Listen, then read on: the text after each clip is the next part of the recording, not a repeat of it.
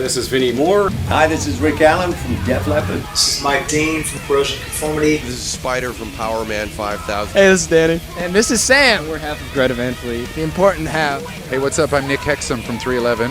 And I am Brad Arnold from Three Doors Down, and you are watching Rock Tight.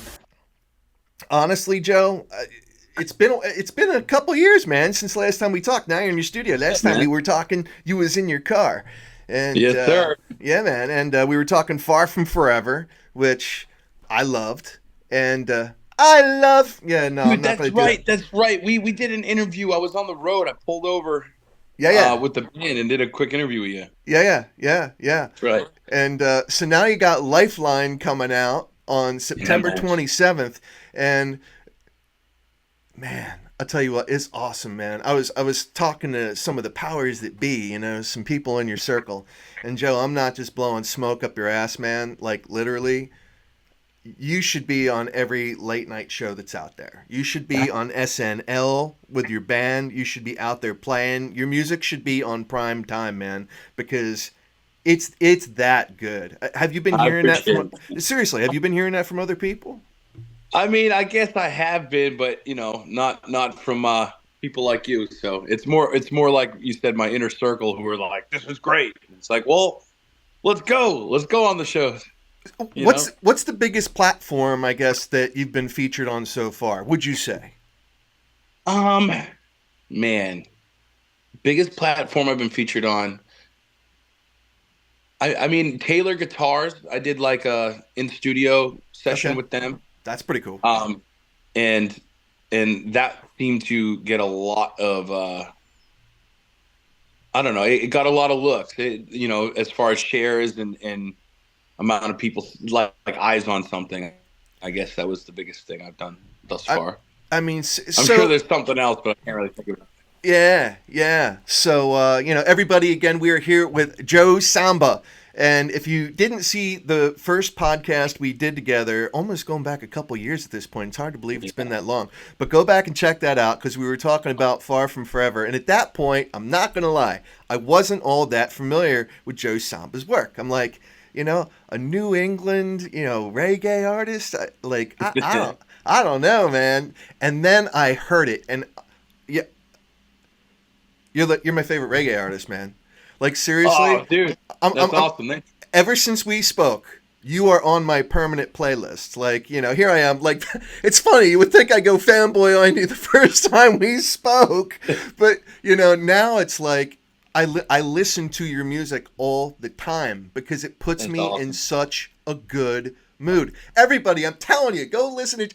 You can't listen to Samba without feeling just in a good mood. And you definitely want to go where it's warm, like right away, like you want to be headed to the beach, I mean, it's just that kind of music. But Lifeline.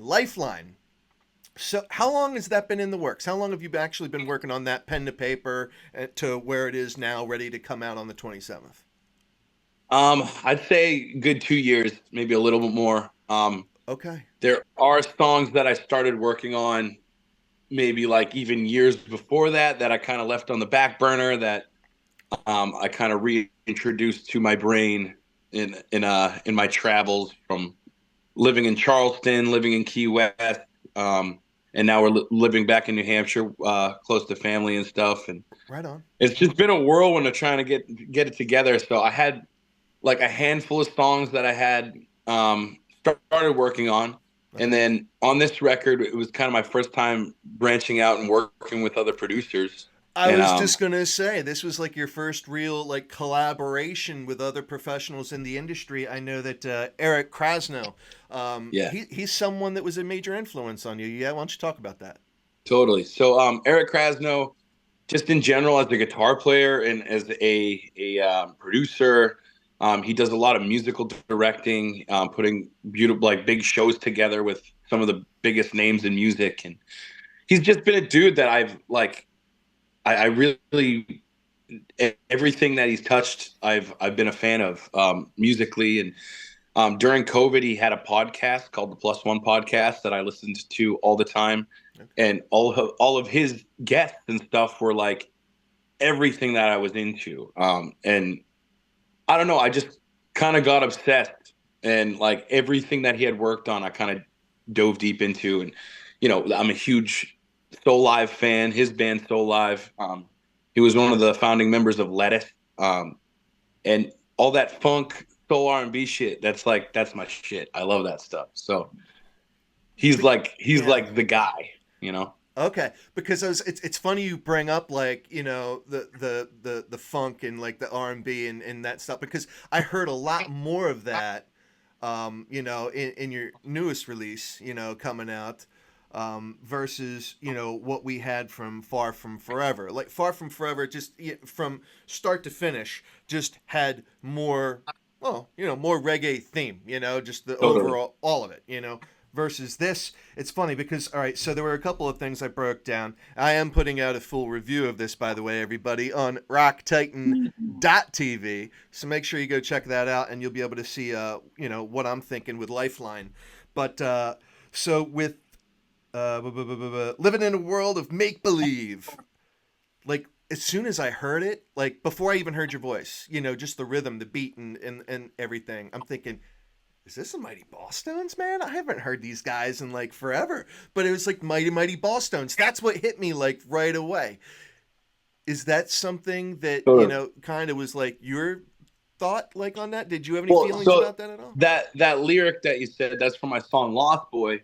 Okay. And I essentially like, I like all my records, I try to at least show my influences in it. And there's a bunch of different influences, musically and lyrically.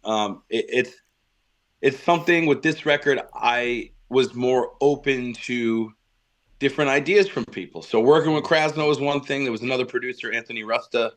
He's an old family friend. He's out in LA that I tracked with.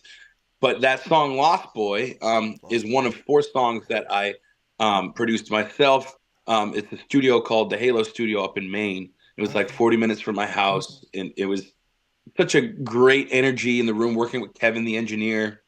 And that song Lost Boy was just, it's more of, like you said, a Boss Tones vibe. So it goes from this like almost like pop punk hard sound, but like with, a reggae vibe to it. Sure. But also there's the first track, Culture War, is like soul R&B funk type of thing, and there's some pop elements to it. There's Meant to Be is more like a hip hop type of vibe. It's just all over the place. I think in a good way, but I tried to portray everything individually, song to song, best I could. Yeah, I like Communicate. That's one of the tracks, right? Yeah. Yep. Okay. Yeah. And that reminded me a lot more from like some of the older work you did. But like you just touched on, you really do get a little bit of everything. It's like you really you expanded your talent. You showcased, I should say, more of your talent to everybody. So anyone that thought Joe Samba was this, and that you're, kind of in this White boy silo, reggae. right? It's like no. Like, wow. I mean, there's so much more going on. You had some really fun official music videos with some of your previous works. I hadn't seen anything yet with Lifeline. Is there anything out there right now that we should all be paying attention to, or is there anything coming down the pike? Because we all love our official music videos here. Yeah, we did an official music video for Little Love, which was the first single off the record. We plan on filming more once the record is actually out. Yes. I've been touring nonstop, and I have a baby girl coming in just about a month. Oh, so I'm taking some time off. Man. Yes. Thank you. I'm taking a little time off from the road and then hitting it hard come the new year. But in that time off, there'll probably be some new content and music video stuff in the works. All right. Depending on, I just gotta see how the people like what they're hearing first, Dude, I'm telling you, man, if they don't absolutely love this, they got something wrong with them. I mean, the way I'm looking at this, Joe, seriously, like I caught up with Greta Van Fleet very early in their career, like before anyone even knew who they were, you know, like, and I'm listening to it and I'm like, wow, you know, they got this real Led Zeppelin, you know, feel, which obviously everyone talked about at the time, and it's evolved big time since then. But the point I'm getting at is, like, you know, I saw these guys and I'm like, oh, they're going to be big, you know, like, these guys are going to be big. No one knows it yet, but they're going to be big. And before you know it, they are on, like, all the late night shows, you know, making their rounds on all the major networks, and they're on SNL and doing all this. And I felt the exact same thing when I heard Lifeline. I'm like, dude, Samba's going big time. And, like, if not, there is something seriously wrong with the world. Now, we all know how the digital age and technology and everything has changed the music industry to a large extent. I mean, we know this, right? But all that being said, seriously, I mean, now you talk about touring. That's really one of the primary ways, you know, you guys make a living anymore, right? You know, it's not in record sales necessarily. It's in the live performances. It's in the merch. That's where it is. So, well, you opened up that conversation of, like, it's a lot different, and there's just so many ways to kind of get noticed these days that it kind of gets lost in the sauce, because everybody's making content, whether you're a musician or even not. You know, it's just it's such a great tool, but it also is super saturated. So I do think it just comes down to the song still, which is the beauty of it all, because, you know, if it's a good product, if it's a good song, it's a good song. You can't deny it. So that's something I really tried to focus on for this record, was no matter what style, reggae, hip hop, punk, whatever, the objective was good songwriting. And I just tried to write really, really great songs that resonate, that meant something. And, you know, hopefully those late night shows are in my future. But if not, you know, like, I'm still going to be grinding on the road. I'm still going to be checking out new markets all over the country and meeting all the people I can and doing as many interviews as I can without forgetting them. You know, just, it's a whole game, you know, just for sure, here to play. For sure. Now, let's just say, you know, even if, like, the prime time, you know, networks and platforms, you know, don't necessarily catch wind of you as quickly as they definitely should. One thing I'm thinking, especially with your music, soundtracks, man, because they're still so, in my opinion, so huge, you know, so critical, whether it's, you know, in TV or whether it's in movies, wherever it is, when your music is on that program and it's featured, man, you're a part of something else now, right? You know, like, you've just been put out in a whole new universe with a whole new audience that may not have heard you otherwise. Has that happened? Has there been any discussion about that? Do you have anyone working with you saying, yo, man, Joe Samba's music needs to be in the soundtrack for this next movie, this next show? Do you have anything like that going on? Yeah, I mean, there's a whole lot of opportunity, especially now, through getting syncs and licensing my music out for soundtracks and stuff. And I'm not sure if it's too early to talk about, but my song "How We Do" is going to be featured on a Fox TV show that's coming out soon.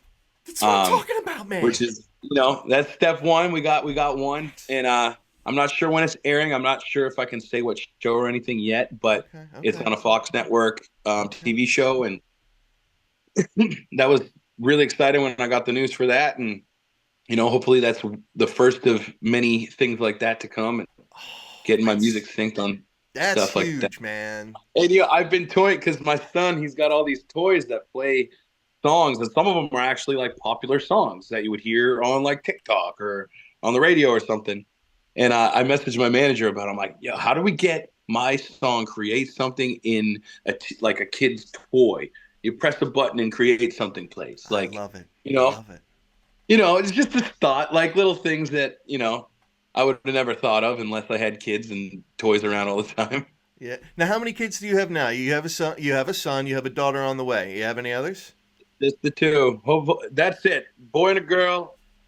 After October, we're having two kids. You got a millionaire's family, right? That's what they always say. I'm like, where's my $1 million? I have a son and a daughter too. I'm like, come on, man. It would have been probably better to have millions of dollars first before I had two kids. But, you know, we'll see how this record does. Joe, it's on the way. Lifeline, everybody. Lifeline, that is what we are talking about. September 27th. It is awesome. And like you just heard from Joe, he's got some of his music that's going to be on a new Fox show. Yet to be named. We don't know. He knows. We don't know. But we're going to know soon enough.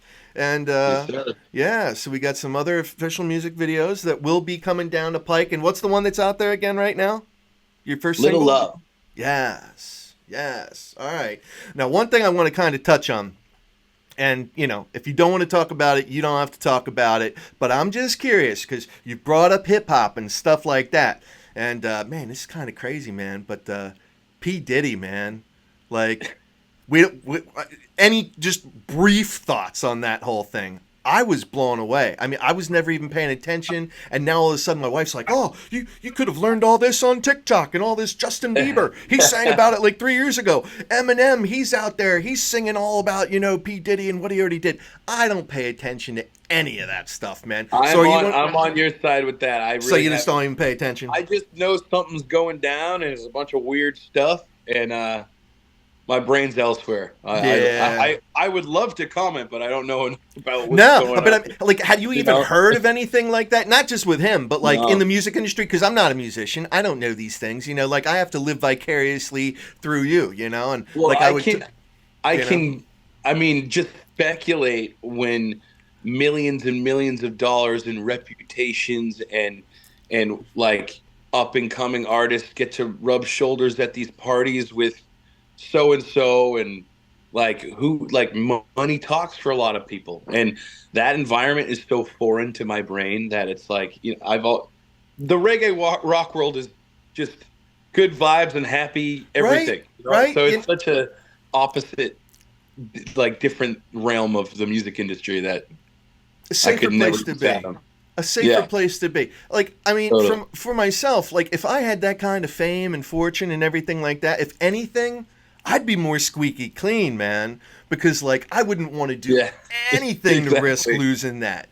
Like, you know, just to tempt the fates. Like, come on, man. Like, you know, no matter how powerful you think you are, no matter how untouchable you think you are, haven't we seen enough big time people go down big time? You know, like no one's untouchable. Nobody. Totally. You know, so yeah, I just didn't know if there was anything that, especially when there's that much money floating around. It's like, where's it all coming from? Where's it all going? It's like, geez Louise. You know, it's so. Do you have any grandiose plans for when it all starts rolling in? Like when the dump truck backs up with a boatload of money, you know, for all your new music and all your new, you know, projects coming down the pipe and all these worldwide tours that you're going to be going on and everything like that. Do you have plans for what you're going to do?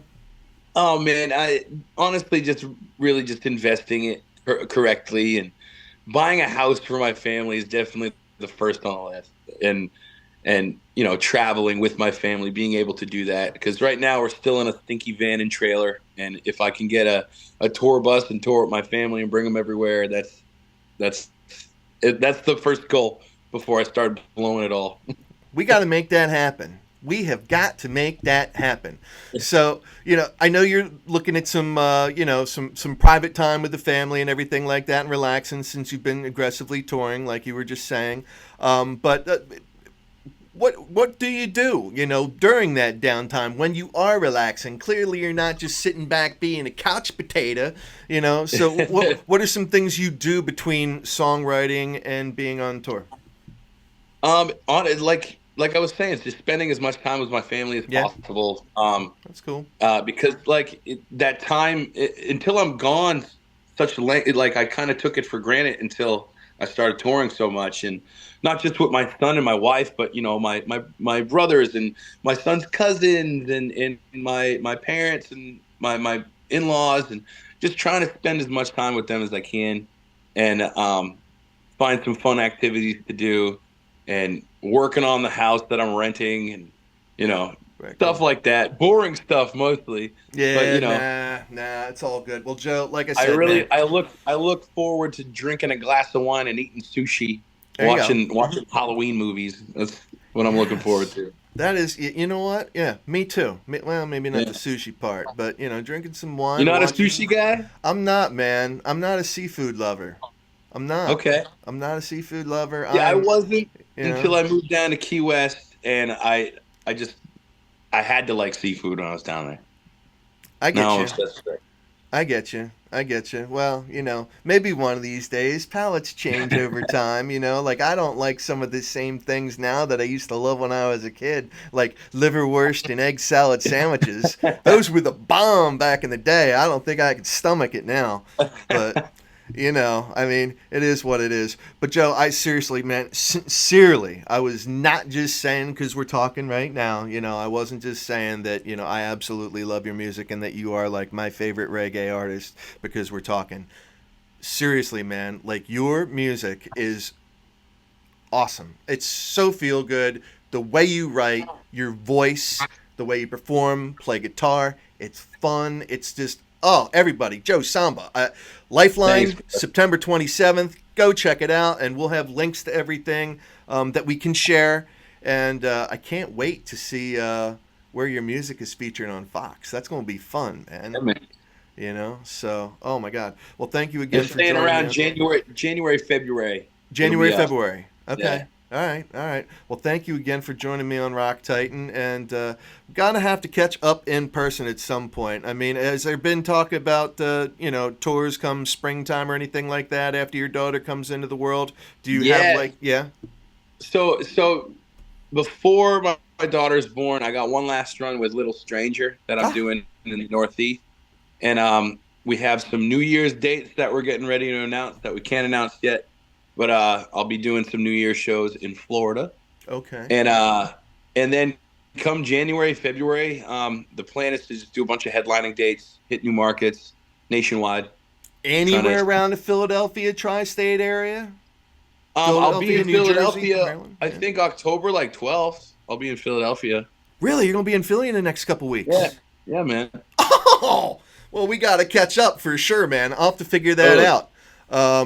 Yeah, all right. I'll hit up the.